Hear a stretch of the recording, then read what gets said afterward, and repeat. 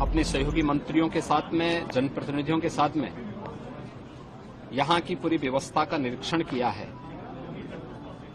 इस बार माघ मेला कुछ विशिष्ट होगा, खासतौर पर 500 वर्षों के बाद अयोध्या में श्री राम जन्मभूमि पर मर्यादा पुरुषोत्तम भगवान श्री राम की मूर्ति प्राण प्रतिष्ठा के कार्यक्रम को आदरणीय प्रधानमंत्री जी के कर कमलों से 22 जनवरी को भव्य आयोजन के साथ होने के कारण यहां का प्रयागराज में भी काफी बड़ी संख्या में श्रद्धालुओं के आने की संभावना है। इसलिए माघ मेले की व्यवस्था का भी निरीक्षण करने के लिए विशेष रूप से मैं यहां पर आया हूं। पहली बार यहां पर माघ मेले को विस्तार देने का कार्य हुआ है और प्रयास किया गया है कि यहां पे माघ मेले में लगभग 800 हेक्टेयर क्षेत्रफल में इस पूरे मेले को विस्तार दिया जाए। पहले की तुलना में इसको बढ़ाने की कार्य हुआ है। 6 सेक्टर बनाए गए हैं। पेंटून ब्रिज भी 6 इसमें बढ़ा करके तैयारी की गई है। इसके अलावा अन्य तमाम विभागों के द्वारा जो भी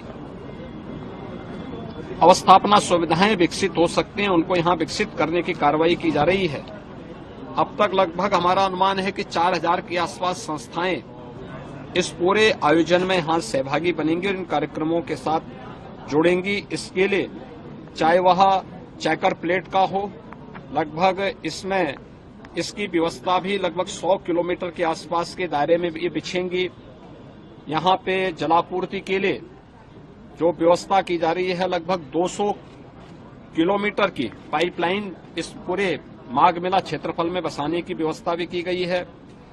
18,000 से अधिक एलईडी स्ट्रीट लाइट लगाने की व्यवस्था की जा रही है। ड्रेनेज पाइप भी यहां पे लगभग 63 से 65 किलोमीटर की बिछाने की कार्रवाई की जा रही है और 21,000 शौचालय, स्वच्छ और भव्य कुंभ के लिए शौचालय की अपनी व्यवस्था है। यहां पे चिकित्सालय की व्यवस्था भी माघ मेला में आने वाले श्रद्धालुओं के लिए, कल्पवासियों के लिए की जा रही है। और इस पूरे व्यवस्था के साथ साथ हम लोगों ने स्नान घाट की व्यवस्था भी यहां पर करने के लिए निर्देश दिए गए हैं, जिसमें विशेष रूप से 8,000 फीट से अधिक के जो है घाट, स्पेशल घाट यहां पे तैयार किए जा रहे हैं मेले की दृष्टि से।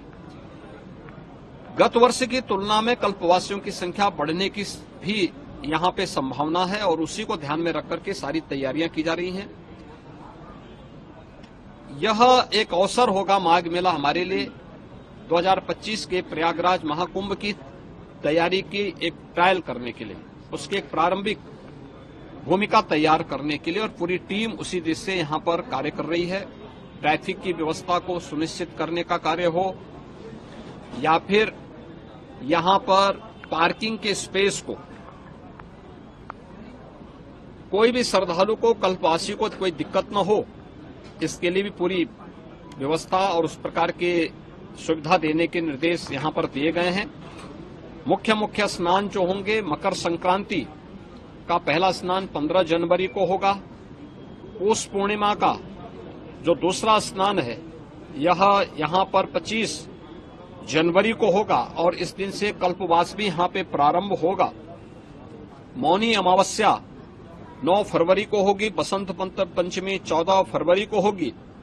माघी पूर्णिमा 24 फरवरी को और महाशिवरात्रि 8 मार्च को संपन्न हो। ये आयोजन होंगे जो मुख्य 6 स्नान इस बार के इस पूरे माघ मेले के दौरान यहां पर देखने को मिलेगा। लगभग 2 महीने का ये पूरा आयोजन चलेगा और इसके लिए पूरा प्रशासन, पूरा शासन लग करके इस आयोजन को श्रद्धालुओं की सुविधा और आने वाले जो कल्पवासी हैं, साधु संत हैं और अन्य जो भी संस्थाएं हैं, उन सब के साथ बेहतर तालमेल करके इसको भव्य आयोजन के साथ आगे बढ़ाने का कार्य करेंगे। और आज उसी की समीक्षा करने के लिए मैं स्वयं यहाँ पे आया हूँ और मुझे विश्वास है कि प्रयागराज कुंभ 2025 के पहले बेहतरीन माघ मेले की सुविधा हम श्रद्धालुओं को दे करके प्रयागराज को स्वच्छता और भव्य कुंभ का संदेश देने में सफल होंगे।